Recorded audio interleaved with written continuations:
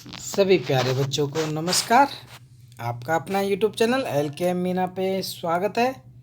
तो प्यारे बच्चों, आज की वर्कशीट हमारी शिक्षा निदेशालय की तरफ से वर्कशीट नंबर 20 और वैसे हमारा हिंदी और ये कक्षा 7 के बच्चों के लिए है।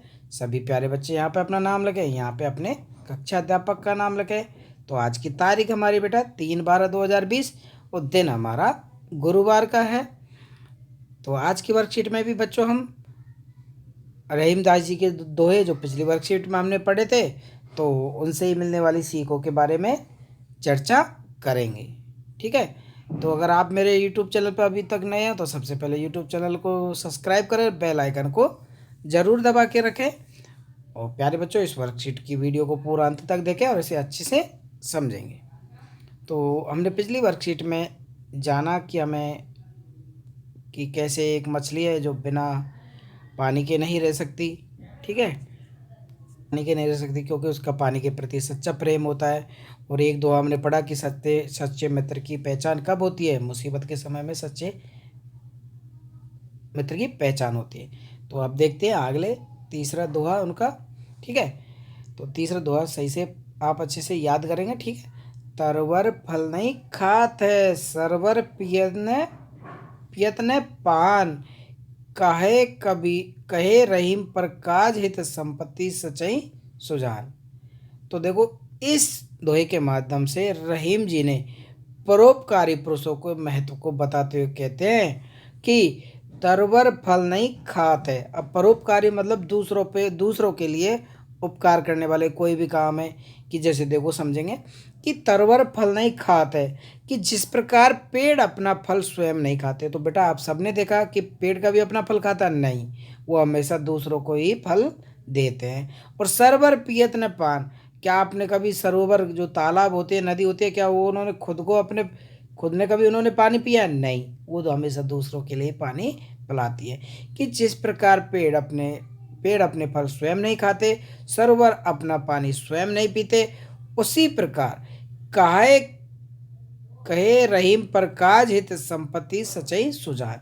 तो उसी प्रकार परोपकारी जो सज्जन पुरुष होते हैं वो दूसरों के भले के लिए अपनी संपत्ति का संचय करते हैं। कि जो सज्जन पुरुष होते हैं कि हमेशा जब भी किसी की परिस्थिति या मजबूरी आती है तो उसमें जो सज्जन पुरुष होते हैं, वो सज्जन जो ईमानदार लोग होते हैं, वो हमेशा गरीब लोगों के साथ में ही खड़े रहते हैं और अपनी जो संपत्ति इकट्ठा करते हैं वो दूसरों की सहायता के लिए ही धन इकट्ठा करते हैं और उनकी सहायता वो करते हैं। तो यही है कि तरवर फल नहीं खाते, सरवर पियत न पान, कहे रहीम पर काज हित संपत्ति सचई सुजान।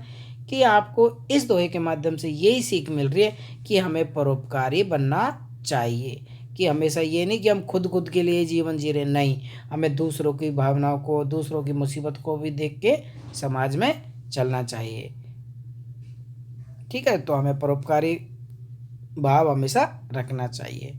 पहले दो में हमें यही सीख मिली। दूसरा देखेंगे, थोते बादर क्वार के ज्यों ही रहीम गह रात। कि थोते बादर क्वार के ज्यों ही रहीम गह रात, धनी पुरुषन निर्धन भय करे पाछली बात। देखो, इस दोहे के माध्यम से कितनी अच्छी बात यहाँ पे रहीम जी ने बताई है। कि रहीम जी ने घमंडी पुरुषों के बारे में इसमें चर्चा की है। जो कहते हैं ना, थोड़ा बहुत पैसा हो जाता है तो लोग क्या, आजकल के लोग क्या बहुत घमंड करने लग जाता है। लेकिन आपको भी सबको पता है कि समय सबका बदलता है। तो देखो, इस दोहे के माध्यम से हम समझेंगे कि थोते बादर क्वार की, जिस प्रकार क्वार के महीने में, सितंबर जो अक्टूबर का महीना होता है वो क्वार का महीना होता है, तो उसमें बादल क्या है, सिर्फ गरजते। और आप सबने भी देखा होगा जो सितंबर अक्टूबर के महीना जो होता है उसमें बादल खाली क्या है, गरजते हैं, लेकिन कभी बरसते नहीं। जो ही रम गहरात, क्योंकि वो बादल कभी जो गरजता है वो कभी बरसता नहीं है। तो धनी पुरुष निर्धन भय करे पाछली बात।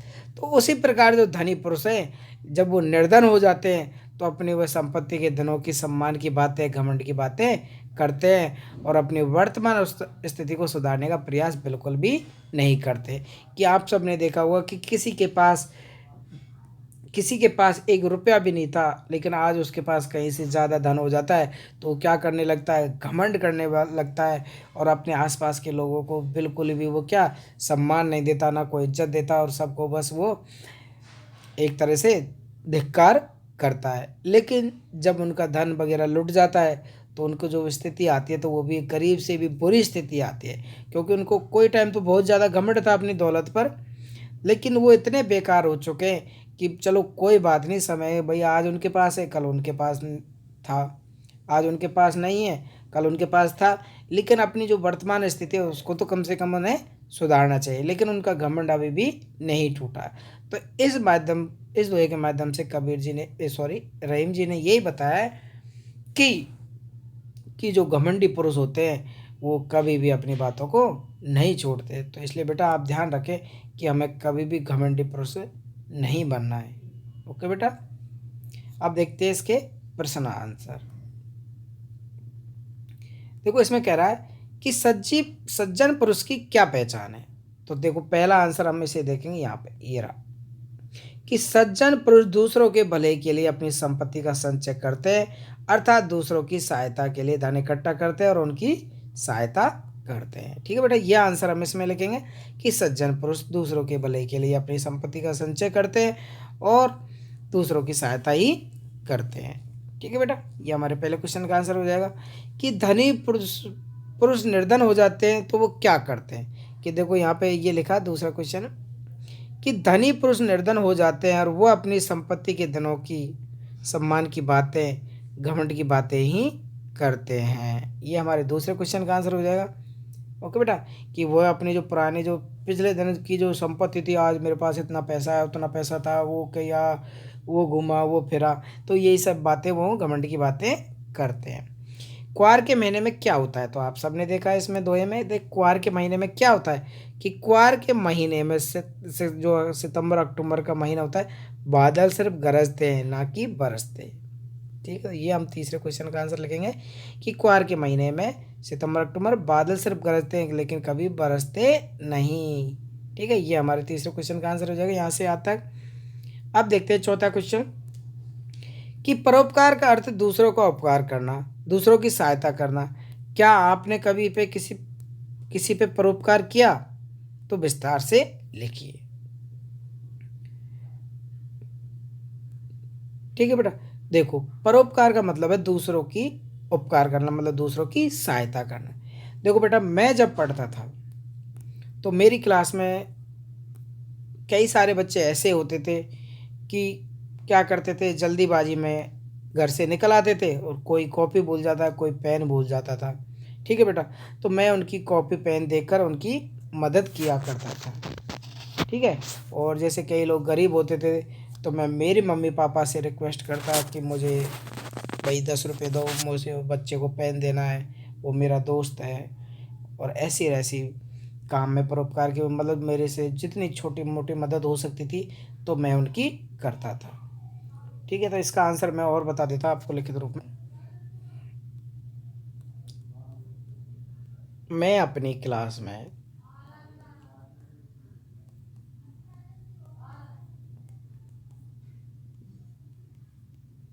बच्चों को पेन या कॉपी देकर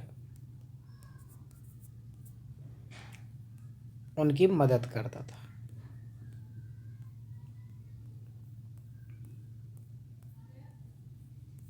ठीक है, और जैसे कभी कभी हम, जैसे ये भावना भी हमारे अंदर होती है कि कभी किसी के पास मान ले कहीं जाने के लिए पैसे नहीं हो तो 2 5 10 रुपया, अगर मान लो पिकनिक पे जा रहे तो हम काफ़ी सारे कहते चलो आ जाओ, मैं तुम्हें खाना खिलाऊंगा, मैं तुम्हें चीज़ के लिए पैसे दूंगा। तो ये भी एक दूसरे के परोपकार की भावना था भाई, एक चाहे दोस्त हो हमारा, लेकिन दूसरे के लिए मन में क्या, हमारे दिल में क्या है, परोपकार की भावना ही है। तो आप अपने विचार भी लिख सकते हैं बेटा।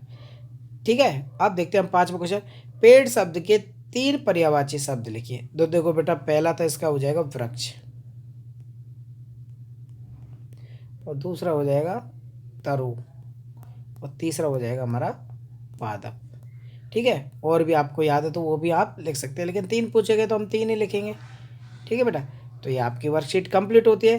तो प्यारे बच्चों, इस वर्कशीट है आज हमने 2 सीख ली। दो बातें हमने जानी कि पहला ये है कि हमें सज्जन पुरुष बन के होते हुए हमेशा हमारे मन में और दिल में परोपकार की भावना रखनी चाहिए, ना कि अपने अपने बारे में हम सोचें। और दूसरा है कि कभी भी हमें घमंड नहीं करना चाहिए। ठीक है बेटा, समय सबका बदलता है, चाहे गरीब हो तो एक दिन गरीब का भी अच्छा समय आता ज़रूर है। ओके बेटा, तो सभी प्यारे बच्चे इस वर्कशीट को अच्छे से अपने हिंदी की कॉपी में करेंगे और अपने टीचर से चेक करवाएंगे। तो प्यारे बच्चों, इन दोहों को आप याद भी कर लें क्योंकि दोहे बहुत अच्छे हैं। ठीक है, और सभी बच्चे अपना ख्याल रखें बेटा, क्योंकि कोविड-19 महामारी चल रही है। तो सभी बच्चे अपने नियमित रूप से अपने हाथों को साबुन और पानी से धोते रहें और ज़रूरत के हिसाब से ही घर से बाहर निकलें, अन्यथा नहीं, क्योंकि दिल्ली में ये बीमारी बहुत ही तेज़ी से फैल रही है। तो सभी बच्चे अपना बहुत अच्छे से ख्याल रखें। Take care, bye bye. आगे मिलेंगे अगली वीडियो के साथ। Love you all students.